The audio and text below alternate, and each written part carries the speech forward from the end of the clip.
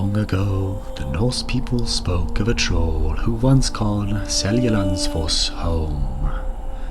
Þorgrímur was a rather gentle giant, a guardian of the waterfall and a spirit of the land.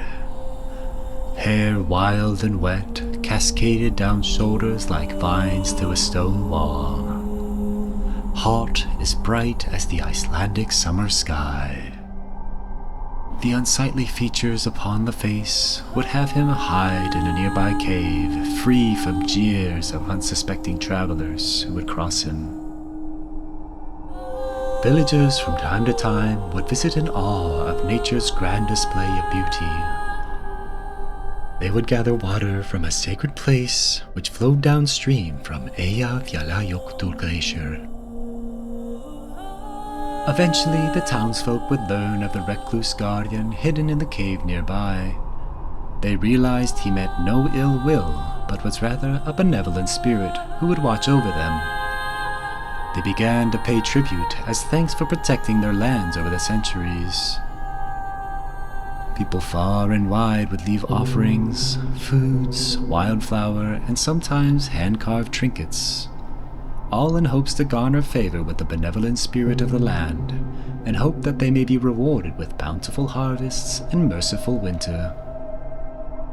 But one winter, as light snowfall turned into heavy blizzard, a band of greedy merchants happened upon these offerings, and lavished in the alcohol served as an offering. The sacred site became nothing more than a refuge for revelry and in the indulgence of sin. With no one around to hold them accountable for their crimes, they would add these carvings and trinkets to their collection of wares, claiming to have traded for them fairly, only to sell them off as their own in distant villages.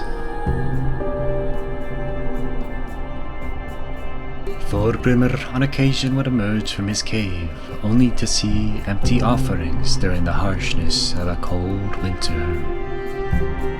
Meek and timid, scarred from remembering how the people could be, especially during tumultuous times, he began to grow fearful of them.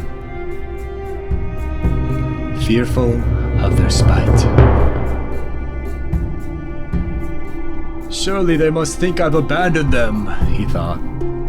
The villagers must be losing all trust in my protection over them.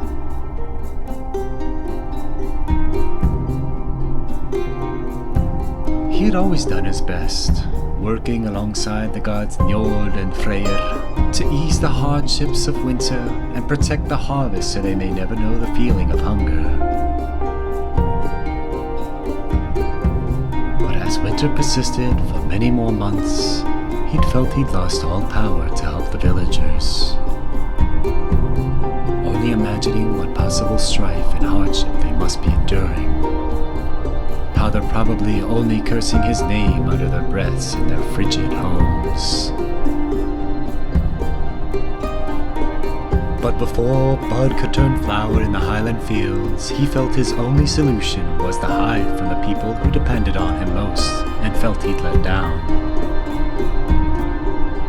He'd ventured deeper into his cave than ever before, but not first before destroying the only entrance to it. His shame too strong, afraid of the ridicule he would face from the villagers. Entrance sealed beyond the water that fell at Glufrabui, never to be seen from or heard from again. The once bountiful region remained bleak, seemingly angered by the gods. Surtur would punish the people violently with volcanic destruction in the region, all because of the deeds of a few bad